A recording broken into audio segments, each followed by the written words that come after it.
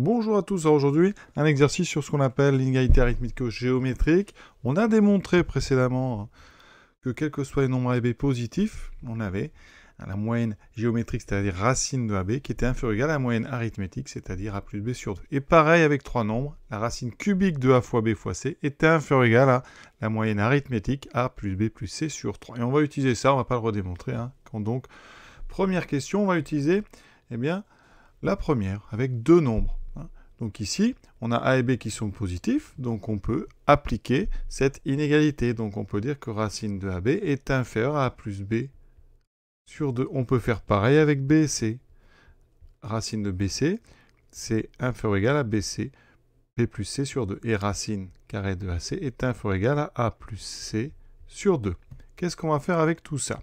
On va faire le produit des trois. À chaque fois, on a des nombres positifs, donc on peut faire le produit d'encadrement quand on n'a que des nombres positifs, ça ne pose aucun problème. Donc, avec ça, on obtient que le produit, donc racine de AB fois racine de BC fois racine de AC, c'est-à-dire on met une seule grande racine, on aura AB, BC, AC, on va regrouper, ça va faire des carrés, inférieur ou égal à, vous voyez, A fois B, A plus B sur 2, fois B plus C sur 2, fois A plus C sur 2. Vous voyez, on est presque arrivé. C'est assez simple une fois qu'on a cette inégalité arithmético-géométrique. À gauche, vous voyez bien qu'on a racine de A2, B2, C2. Donc tout de suite, comme A, B, C sont positifs, on mettra A fois B fois C. Ici, 2 fois 2 fois 2, on a donc un huitième. Donc après, on multipliera par 8. On aura donc un 8 qui apparaît là. Et ici, on a A plus B fois B plus C fois A plus C. Alors, je vais mettre C plus A, puisque dans l'énoncé, on a C plus A. Donc, vous voyez qu'ici, on obtient exactement ce qu'on veut. Assez vite, en utilisant 3 fois l'inégalité arithmético-géométrique pour deux nombres, A et B. B, C et A et C. Et on arrive très vite au résultat. Deuxième question. 9 fois ABC est inférieur ou égal à A plus B plus C fois B plus BC plus CA. Alors ici, tout d'abord, on a A plus B plus C. Je vais utiliser donc l'inégalité arithmético-géométrique pour trois nombres. A, B, C sont positifs, ils sont tous dans R+, donc pas de problème.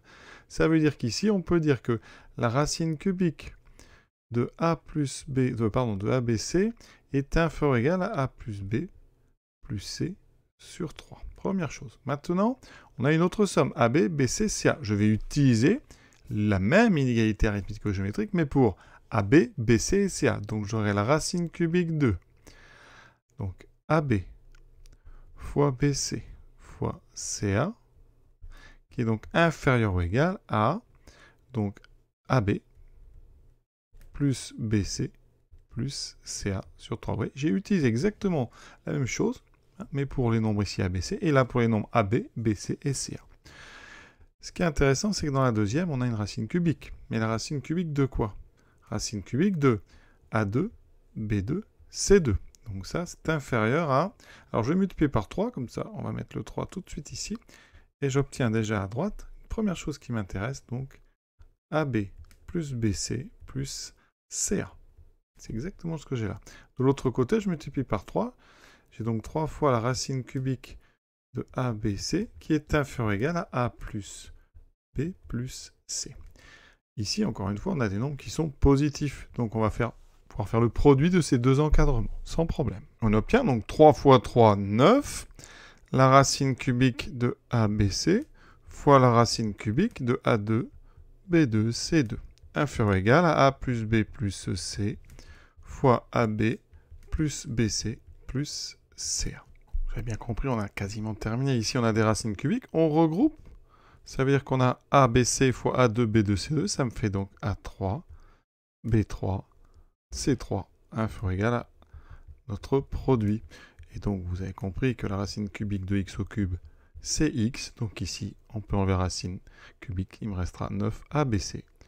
Plus petit que A plus B plus C fois AB plus BC plus CA. L'exercice est déjà terminé. Donc vraiment, ce qui était important dans l'exercice, finalement, c'est d'avoir démontré avant ces deux fameuses inégalités arithmético-géométriques pour les nombres positifs. Voilà, exercice terminé. J'espère que ça vous a plu. À bientôt.